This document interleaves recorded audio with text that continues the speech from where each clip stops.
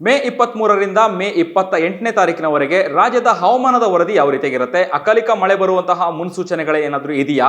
ಈ ಬಾರಿ ಮುಂಗಾರು ಪ್ರಾರಂಭ ಆಗುವಂಥದ್ದು ಯಾವಾಗ? ಈ ಬಗ್ಗೆ ಮಾಹಿತಿಯನ್ನು ಕೊಡಲಿಕ್ಕೆ ಸ್ವತಃ ನಮ್ಮೊಂದಿಗೆ ಹವಾಮಾನ ಇಲಾಖೆಯ ಹಿರಿಯ ನಿರ್ದೇಶಕರು CS ಪಾಟೀಲ್ ಅವರು ಕರ್ನಾಟಕ ಟಿವಿಯೊಂದಿಗಿದ್ದಾರೆ. ಅವರೇ ನಾವು ಮಾತನಾಡಿಸ್ತಾ ಹೋಗೋಣ. ಹವಾಮಾನದ ಬಗ್ಗೆ ಒಂದಷ್ಟು ಮಾಹಿತಿಗಳನ್ನು ಪಡ್ಕೊಳ್ಳೋಣ. ಸರ್, ಈಗ ಮೇ 23ರಿಂದ ಮೇ 28ನೇ ತಾರೀಕಿನವರೆಗೆ ರಾಜ್ಯದ ಹವಾಮಾನದ ವರದಿ ಯಾವ ರೀತಿಯಾಗಿರುತ್ತೆ? ಅಕಾಲಿಕ ಮಳೆ ಬರುವಂತಹ ಮುನ್ಸೂಚನೆ ಇದೆಯಾ? ಮತ್ತೆ ಈ ವರ್ಷ ಮುಂಗಾರು ಮಳೆ ಯಾವಾಗ ಪ್ರಾರಂಭ ಆಗುತ್ತೆ ಅನ್ನುವಂಥದ್ದು ರೈತರು ಕೇಳ್ತಾ ಇರುವಂಥದ್ದು. ಇದೆಲ್ಲದ್ರ ಬಗ್ಗೆ ಮಾಹಿತಿ ಹೇಳೋದಾದ್ರೆ ಮೇ 23ರಿಂದ ಮೇ 28ರವರೆಗೆ ಕರಾವಳಿ ಜಿಲ್ಲೆಗಳಲ್ಲಿ, ಉತ್ತರ ಕನ್ನಡ, ಉಡುಪಿ ಹಾಗೂ ದಕ್ಷಿಣ ಕನ್ನಡ ಜಿಲ್ಲೆಗಳಲ್ಲಿ ಕೆಲವು ಕಡೆ ಅಂದರೆ 50%ಕ್ಕಿಂತ ಕಡಿಮೆ ಪ್ರದೇಶದಲ್ಲಿ ಹಗುರದಿಂದ ಸಾಧಾರಣವಾಗಿ ಗುಡುಗು ಮಿಂಚು ಸಮೇತವಾಗಿ ಮಳೆಯಾಗುವ ಸಾಧ್ಯತೆಗಳಾದವು. ಮಳೆಯ ಜೊತೆಗೆ ಗಾಳಿಯ ವೇಗ ಪ್ರತಿ ಗಂಟೆಗೆ 40ರಿಂದ 50 ಕಿಲೋಮೀಟರ್ ಇರುವ ಹೆಚ್ಚಿನ ಸಾಧ್ಯತೆಗಳಾದವು. ಉತ್ತರ ಒಳನಾಡಿನ ಜಿಲ್ಲೆಗಳಲ್ಲಿ ಕೂಡ ಹಗುರದಿಂದ ಸಾಧಾರಣವಾಗಿ ಕೆಲವು ಕಡೆ ಅಂದರೆ 50%ಕ್ಕಿಂತ ಕಡಿಮೆ ಪ್ರದೇಶದಲ್ಲಿ ಹಗುರದಿಂದ ಸಾಧಾರಣವಾಗಿ ಗುಡುಗು ಮಿಂಚು ಸಮೇತವಾಗಿ ಮಳೆಯಾಗುವ ಹೆಚ್ಚಿನ ಸಾಧ್ಯತೆಗಳಾದವು. ಮಳೆಯ ಜೊತೆಗೆ ಗಾಳಿಯ ವೇಗವು ಕೂಡ ಪ್ರತಿ ಗಂಟೆಗೆ 40ರಿಂದ 50 ಕಿಲೋಮೀಟರ್ ಇರುವ ಹೆಚ್ಚಿನ ಸಾಧ್ಯತೆಗಳಾದವು. ಮುಖ್ಯವಾಗಿ ಬೆಳಗಾವಿ, ಧಾರವಾಡ, ಹಾವೇರಿ, ಗದಗ, ಕೊಪ್ಪಳ, ರಾಯಚೂರು ಈ ಜಿಲ್ಲೆಗಳಲ್ಲಿ ಮಳೆಯಾಗುವ ಹೆಚ್ಚಿನ ಸಾಧ್ಯತೆಗಳಾದವು. ಕರ್ನಾಟಕದ ದಕ್ಷಿಣ ಒಳನಾಡಿನ ಜಿಲ್ಲೆಗಳಲ್ಲಿ ಕೂಡ ಮುಂದಿನ 5 ದಿನಗಳವರೆಗೆ ಅಂದರೆ ಮೇ 23ರಿಂದ 28ರವರೆಗೆ ಕೆಲವು ಕಡೆ ಅಂದರೆ 50%ಕ್ಕಿಂತ ಕಡಿಮೆ ಪ್ರದೇಶದಲ್ಲಿ ಹಗುರದಿಂದ ಸಾಧಾರಣವಾಗಿ ಗುಡುಗು ಮಿಂಚು ಸಮೇತವಾಗಿ ಮಳೆಯಾಗುವ ಸಾಧ್ಯತೆಗಳಾದವು.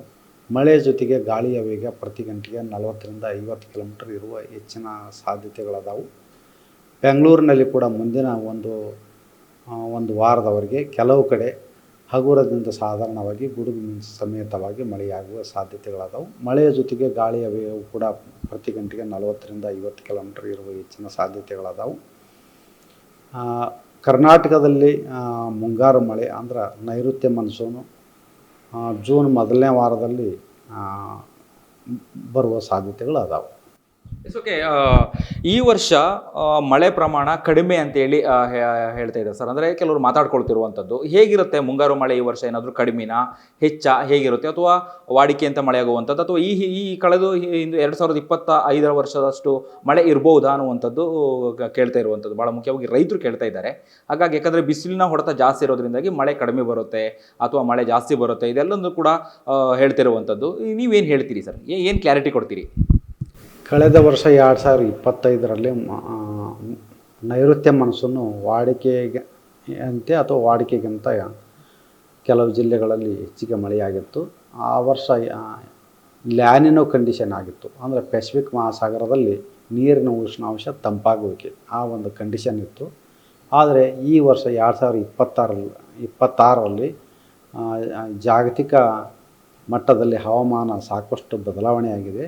ಅಂದರೆ ಪೂರ್ವ ಪೆಸಿಫಿಕ್ ಮಹಾಸಾಗರದಲ್ಲಿ ಈ ವರ್ಷ ಉಷ್ಣಾಂಶ ಏರಿಕೆಯಾಗಿದ್ದು ಸಾಮಾನ್ಯ ಉಷ್ಣಾಂಶಕ್ಕಿಂತ ಏರಿಕೆಯಾಗುವ ಹೆಚ್ಚಿನ ಸಾಧ್ಯತೆಗಳಾದವು. ಇದಕ್ಕೆ ಏರಿಕೆಯಾಗುವುದಕ್ಕೆ ನಾವು ಎಲ್ ನಿನೋ ಅಂತ ಕರಿತೀವಿ ನಾವು. ಈ ವರ್ಷ ಜುಲೈ ನಂತರ ಎಲ್ ನಿನೋ ಬರುವ ಸಾಧ್ಯತೆಗಳಿರುವುದರಿಂದ ಈ ವರ್ಷ ಕರ್ನಾಟಕದ ಕೆಲವು ರಾಜ್ಯಗಳಲ್ಲಿ ವಾಡಿಕೆಯಂತೆ, ಕೆಲವು ಜಿಲ್ಲೆಗಳಲ್ಲಿ ವಾಡಿಕೆಗಿಂತ ಕಡಿಮೆಯಾಗುವ ಹೆಚ್ಚಿನ ಸಾಧ್ಯತೆಗಳಾದವು. ಜೂನ್ ಮೊದಲ ವಾರದಿಂದ ಮುಂಗಾರು ಪ್ರಾರಂಭ ಅಂತ ಹೇಳಿದ್ರಿ ಸರ್ ನೀವು. ಮುಂಗಾರು ಮುನ್ಸೂಚನೆಗಳು ಏನೇನು ಇರುತ್ತೆ ಅನ್ನುವಂಥದ್ದು, ಮುಂಗಾರು ಮಳೆ ಬರುವಂತಹ ಮುನ್ಸೂಚನೆಗಳು ಏನು ಅಂತ? ಮುಂಗಾರು ಮಳೆ ಮೊದಲನೇ ವಾರದಲ್ಲಿ ಬರ್ತೈತಿ. ಒಂದು ಸ್ವಲ್ಪ ದಿನಾಂಕದಲ್ಲಿ ಸ್ವಲ್ಪ ವ್ಯತ್ಯಾಸವೂ ಕೂಡ ಆಗ್ಬೋದು. ಮುಂಗಾರು ಮಳೆ ಸಾಮಾನ್ಯವಾಗಿ ದಕ್ಷಿಣ ಕನ್ನಡ, ಉಡುಪಿ ಈ ಕಡೆಯಿಂದನ ಆರಂಭವಾಗುತ್ತದೆ. ಓಕೆ. ಹಾಗಾದರೆ ಪೂರ್ವ ಮುಂಗಾರಿನ ಆರ್ಭಟ ಹೇಗಿರುತ್ತೆ ಅನ್ನುವಂಥದ್ದು, ಹೆಚ್ಚಾಗಿರುವಂಥದ್ದು ಅಥವಾ ಕಡಿಮೆ ಇರುತ್ತಾ? ಕಡಲ ಅಂಚಲಿರುವಂತಹ ಮೀನುಗಾರರಿಗೆ ಏನಾದರೂ ಎಚ್ಚರಿಕೆ ಸಂದೇಶ ಏನಾದರೂ ಕೊಡ್ತೀರಾ? ಮುಂಗಾರು ಮಳೆ ಆಗ್ಬೇಕಂದ್ರೆ ಕೆಲವೊಮ್ಮೆ ಅರಬ್ಬಿ ಸಮುದ್ರದಲ್ಲಿ